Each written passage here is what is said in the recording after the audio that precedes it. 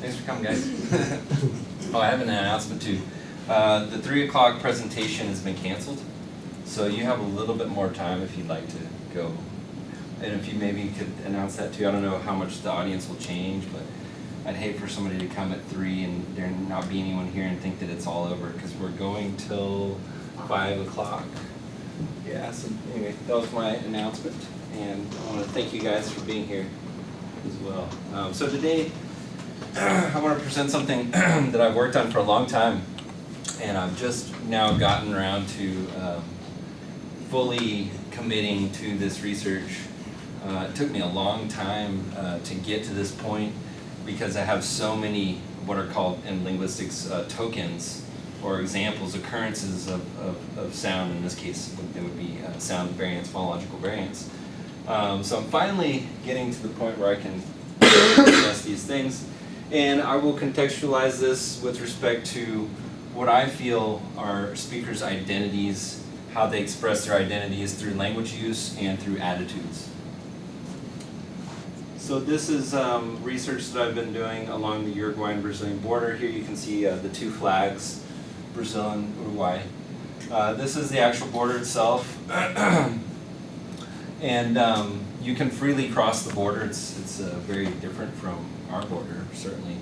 And so there's a lot of transnationalism on the border, and this has really affected the way that language is used in this region. So here's a map of Uruguay. The place where I did field work, and I'll talk about that shortly, is in a city called Rivera. It's the largest city on the border. Across from Rivera is the city Santana do Livramento, that's Brazil. Each one has about 100,000 people. They're not huge cities by any means. There are also language contact situations in Artigas. You can't see Chuy. Chuy is located at the very southeastern corner. And really through the whole border area you have heavy Portuguese influence on Spanish and lots of Portuguese speakers, essentially. So this has resulted in fluid bilingualism on the Uruguayan side, not on the Brazilian side. So in Uruguay you have pretty much everyone there is bilingual. They may not use Portuguese all the time, maybe not that often. But if you go to the other side of the border, there are very few bilinguals with Spanish. That's a different paper, the reasons for that. And the influences from Portuguese phonology on border Uruguayan Spanish, there are many of these. One of the most interesting that I have not studied yet is stressed E, which becomes a diphthong, similar to Portuguese. So the actual word Rivera becomes Ribeira. So that's very prevalent in this community as a result from Portuguese. 2 things that I've studied before have been intervocalic D as well as intervocalic B. Engelhardt is a graduate student at Arizona State University. She wrote a thesis on variation with intervocalic B.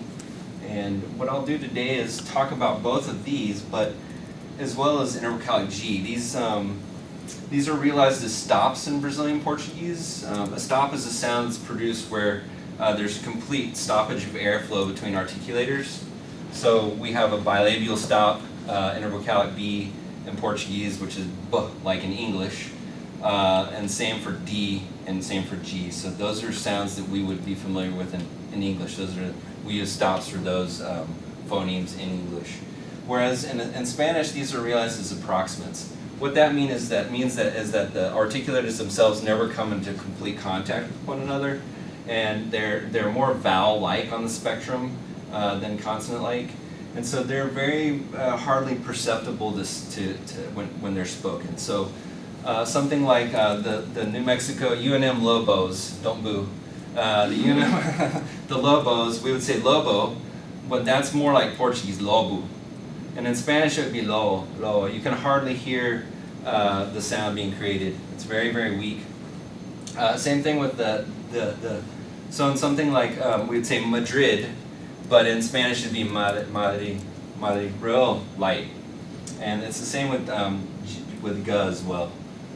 So if we would say something like Laguna Grande becomes Laguna Grande, you can hardly hear the sound.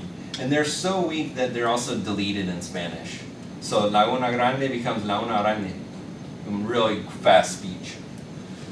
So these stops that result from Portuguese and the Spanish of Rivera on the border, I have some examples of these here from a database that I'll talk about shortly. The first one is no robamos, which in Spanish would typically be no robamos, real light, an approximate. Even for the grapheme V, the letter V, in Spanish we typically get a bilabial and not a labiodental like we would in English. So something like in English you might say viva, right? Viva with the labiodental. But in Spanish it's typically going to be viva. So it's a bit different. So in this community, even for this letter, you get variation between ba and va. And so one participant said tuba instead of tuba. Instead of todo, we get todo. And no se da, we get no se da. Here in example 4. Instead of amigos, we get amigos. And then te gusta. So those are all stops. We'll see that these are relatively common in the community. So da and ba have been studied separately, but there's a need to study all of these together since they're a natural class of sounds. They condition the same way. They're used in the same exact context. As far as I know, this has not been done before. Maybe it's just too macro to include all of these different sounds themselves. So usually linguists will hone in on one or two, which is what I've done in the past. Again, in Spanish, these are realized as approximates. Here are the symbols for the approximates. And then in Portuguese, they're stops, and you're familiar with these, of course. The letter V, like I'd mentioned, is also realized as a bilabial approximate in Spanish. In Portuguese, however, the labiodental fricative is used as in English. So something like the same word for to wash in Spanish would be lavar, but in Portuguese would be lavar. So slight differences that are perceived among members of the community. So for this research, what I'd like to talk about is the use of typically Spanish variants, these approximates, compared to that of typically Portuguese variants. The purpose is to determine how factors of language use, preference, and attitudes toward local Portuguese, which is referred to as Portuñol. It's kind of like local Spanish here for many people would be Spanglish. It's very similar with Portuñol, as well as their attitudes toward language mixing, and how these attitudes and language use and preference affect bilinguals' use of Spanish and Portuguese variants. These social variables are strong indicators of language identity and linguistic loyalty. Bless you. So there I am. This is my wife, Nicole. She accompanied me to Uruguay many years ago. You can see how excited my participants are. Yes, I'm very excited. Yeah, actually this is one of my main contacts. She put me in contact with these individuals who, they're students in a school. And so I made lots of contacts this way. I was there for several months. It was a sort of life-changing experience for me. And I've been doing research on this ever since. The participants themselves, I actually interviewed a total of 63 people, but certain individuals, after the interviews took place, I would take a questionnaire to them. And some of them were unavailable to fill out the questionnaire, nor did I know some of their attitudes toward, they never revealed what their attitudes were toward, say, Portuñol or mixing the two languages. So that's been reduced here to 54 speakers. I want to have speakers that fulfill all of the different variables. They were selected by age, sex, and occupation, just to basically have a stratified sample in the community. I didn't want to have overrepresentation of males or females or of younger speakers or older speakers. So it's pretty representative. This was based on census data at the time. There were 40 interviews in individual and group sessions for approximately 45 hours of what I deem to be colloquial border Spanish. And there's a lot of laughing There are a lot of interruptions. It's nothing was scripted. Pretty free-flowing. If not colloquial, definitely informal. As informal as I could possibly get it. So participants' language use was determined through a questionnaire. Basically, the questionnaire indicates on a 10-point scale, 0 to 100 in 10-point intervals, how often they use Spanish and Portuguese in their daily lives with, for example, their parents or their friends, their relatives, anyone in the community that's important, and also the where. So, at home, at work, at school, in restaurants, at church. All of those different locales are very important in shaping the way that we use language, where we use language, and how we use language. So since the interviews include extensive reference to language use in the community, preference was determined through the analysis of metalinguistic comments and was coded as either Portuguese or Spanish. Obviously this runs on a continuum. It's not just I prefer Portuguese, I prefer Spanish, but these are just generally what they prefer and how they communicated this to me, which is something that surfaced often in the interviews. And I have some comments here that show that. So I'll do my best to, does everybody speak Spanish, understand Spanish? If not, I can just do the English. Okay, I'll go Spanish since nobody's objecting. Okay.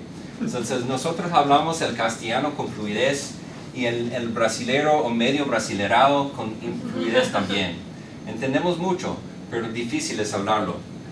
This shows us obviously that the person speaks Portuguese, understands everything, but does not prefer this language, prefers Spanish, which is the same here. The person says, cuando tengo que comunicarme con alguien que no entiende el español, ahí sí le hablo. Si no, no me gusta hablarlo. So there were comments like these that I used to determine their preferences. These are preferences for Portuguese. So I asked the person, I said, ¿dirías que usas portugués más o el español más? He says, this guy didn't talk a whole lot. It was the hardest interview I've ever done. He says, portugués. I said, ¿dónde usas más el español? En la escuela. So, clear preference for Portuguese, only uses Spanish when it's forced to do so. And very similarly here, but not as a student, as an older gentleman told me this one time, he said, toda mi vida hablé portugués. Ahora desde que me casé no hablé una sola palabra de portugués porque mi señora, ella habla en castellano. So his wife speaks Spanish, therefore, and to communicate at home, he's forced to speak Spanish. As you can see in this table, usually use and preference coincide. So the majority use Spanish more often, and they also prefer this language. 9 participants out of 54, that's not a huge percentage, use Portuguese more and they prefer it more. And then there is this small group of speakers who use Spanish more but prefer Portuguese. Those 2 of the speakers you made comments that you just saw. So I think it's worthwhile to pursue this sort of line of research of language preference as well as use. So the attitudes toward Portuñol and language mixing were coded as either positive or negative based on similar comments as well that surfaced in interviews. Again, this is not the kind of thing that you can say categorically, I don't like this, Their attitudes are much more complex. This was done so that I could really operationalize their attitudes. I didn't want to have gradations like somewhat positive. That becomes too subjective. So it's almost better to just have this binary distinction. So they're general, but they do serve as strong indicators of how participants feel about the border. Kind of like here, if someone expresses negative attitudes toward, Spanglish, we know quite a bit about what they think about language generally along the border, which is you either speak one or the other, you don't speak both. Maybe they have these ideologies that there's a pure version of a language that should be spoken. These same ideologies exist on this border as well, and why. So I expect that the use of typically Portuguese phonological variants will correlate with positive attitudes toward local varieties of Portuñol, that is, and Spanish-Portuguese mixing. And those who have negative attitudes will likely use typically Spanish variants as a way to distance themselves from border Portuguese, which is highly stigmatized. And the following comments reveal participants' attitudes. First, we'll talk about Portuñol. There are a lot of negative attitudes toward Portuñol, as you can imagine, somewhat akin to what we have on the border here with Spanglish. So the first comment, the person says, yo pienso que si el uruguayo fuera tan orgulloso de ser uruguayo, no hablaría el portuñol. Or, ves dos idiomas y un idioma intermedio, ¿no? Comúnmente se conoce como portuñol porque no es ni portugués ni español. So there's this idea, and you've heard these things here, that it's not this, it's not that, and that really kind of downplays the validity, the value that these local varieties have in communities. This is a long one. So this one, this woman says, vos ves chiquilines que van a la escuela y hablan en portuñol, y te hablan y con las maestras y no hay forma de sacarlo. Y eso para mí es horrible. Y bueno, también I think I did something wrong there. Está al uso de que, something's wrong there.